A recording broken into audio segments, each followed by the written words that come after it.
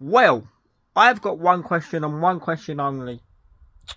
Where are the leaders on the pitch? Where are they? Nowhere to be seen. And that is exactly why we lost that game yesterday.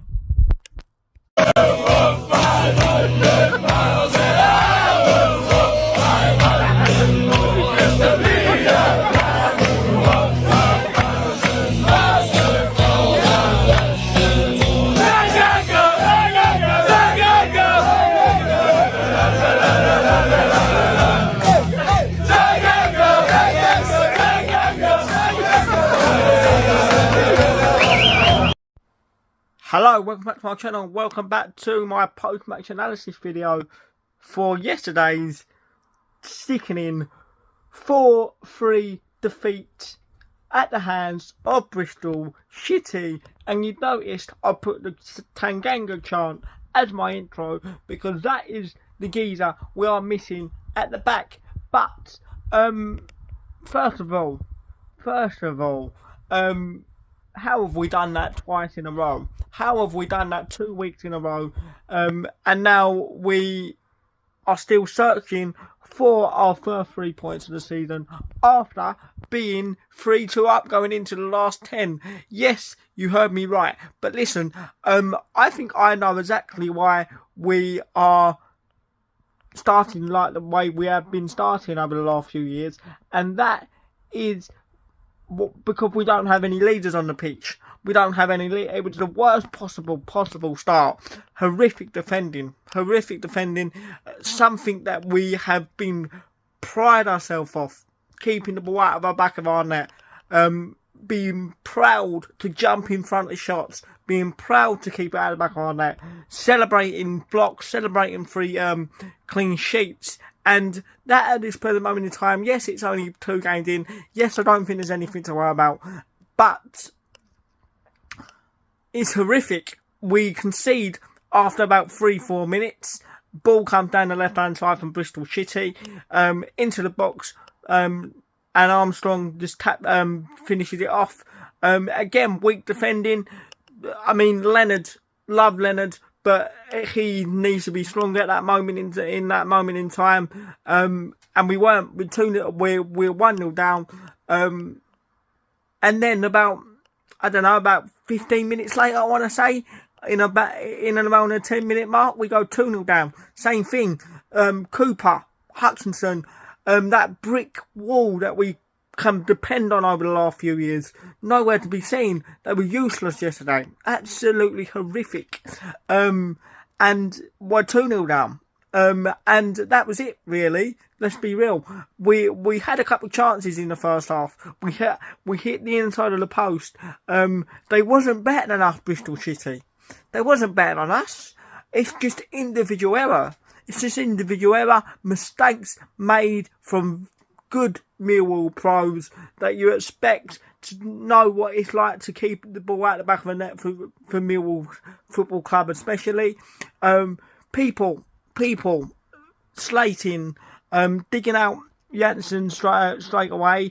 I don't get it. It's a collective unit. The defensive unit is a collective unit. Yes, he needs to look at himself again. But it's a collective unit, the defensive unit. And they got to take responsibility together. The whole team has to take responsibility.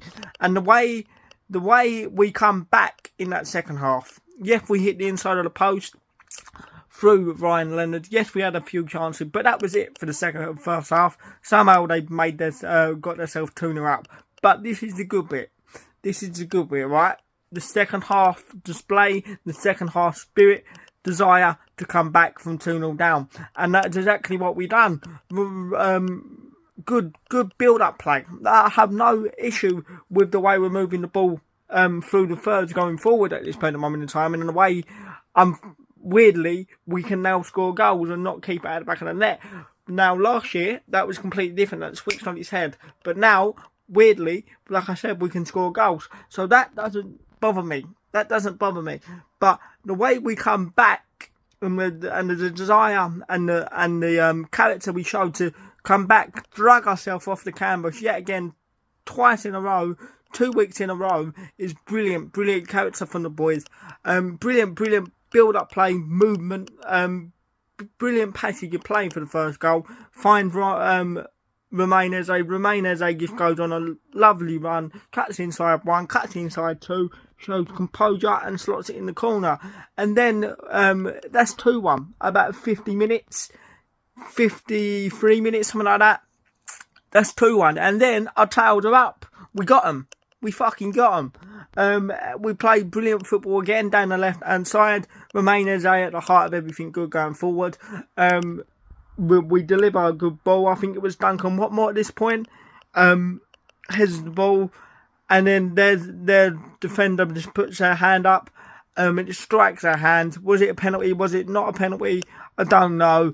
We don't normally get penalties, so we got to take everything we can get. And then the game is switched. We get a penalty.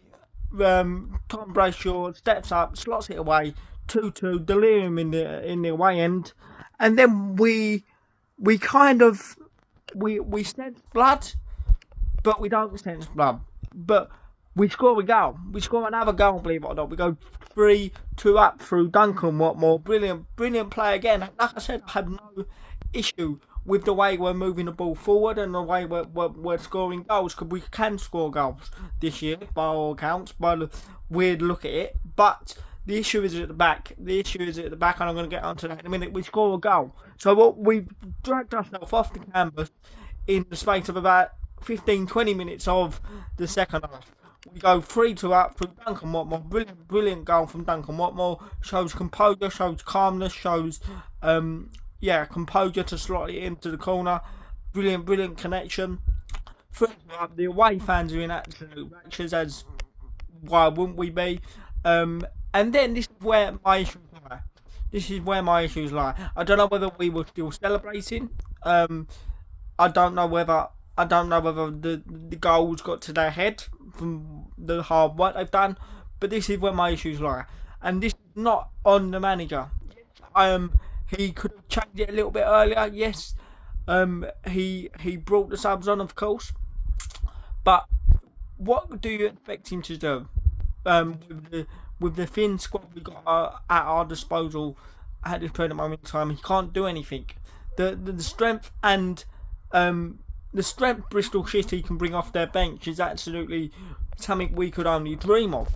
And that's got to be down to the recruitment. That's got to be down to the people upstairs. And he kind of went over that point. He kind of said that in his post-match video. He said, "What do you expect me to do? Look at what we're trying to do. Look at the players we got to use at this present moment in time. They gave everything, and they need help on the pitch. And that screams to me that we need more help in the transfer window, and that needs to happen. Yes, we got players coming back. Yes, we got injuries. Tanganga's back next week. But yet again, look." We go 3-2 up, right? I think it was about the 78th minute. We go 3-2 up. So this is where I'm calling on my leaders on the pitch at that present moment in time. Roll your socks up. Work together. Dig in the trenches and do whatever you can to get over that line. At least with a point. Don't fucking lose it in the way we done. Don't fucking lose, because that's disgusting. And that is not on the manager. He cannot keep the ball out the back of the net. He's asking for his defenders to do the basics of football and keep the ball out the back of the net. That is not on substitutions. That is not on the manager. And yes, maybe you can say it's on substitutions. Maybe yes, you could potentially say it's on the manager because that's an easy target. Neil Harris is an easy target.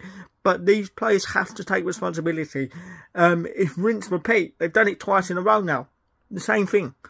And that's not on the manager. I are for my captains on the pitch, the vice captains, the people like Saville, people like Hutchinson, people like Cooper, people like Denor to step up, take responsibility and do what you can to get over the line. Yes, we know we're thin. Yes, we know we're leggy, but you got to get over that line from where from where we were. We've worked so hard to get back into the game, go in front, and we fucked it up again. And they score a goal. Shocking defender, shocking defending. Danny McNamara goes walkabouts. He comes inside, out of position. Hutchinson out of position, but Cooper weren't in the game whatsoever. And them defensive errors are not on the manager.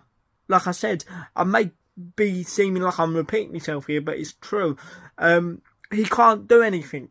He can only pick them up, and that is exactly what he's obviously done in the half-time team talk, because they come out like 11 Lions possessed.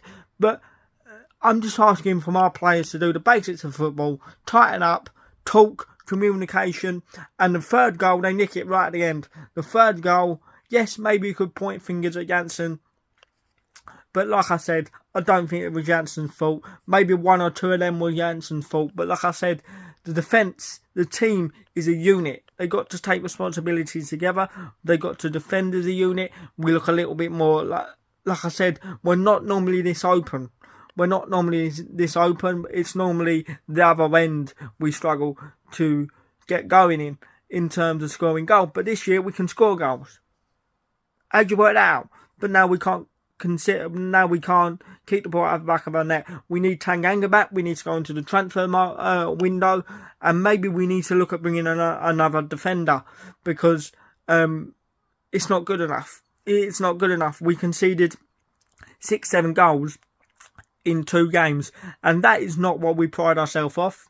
That's not what we pride ourselves off, being ugly, being defensively solid, being resolute, being hard-working, defending together. And there was nothing there yesterday, but great character to come back from 2-0 down. The star boy Remainers at it again, and it will come good. I'm going to go and have a lay down, I think. Come on, you Lions.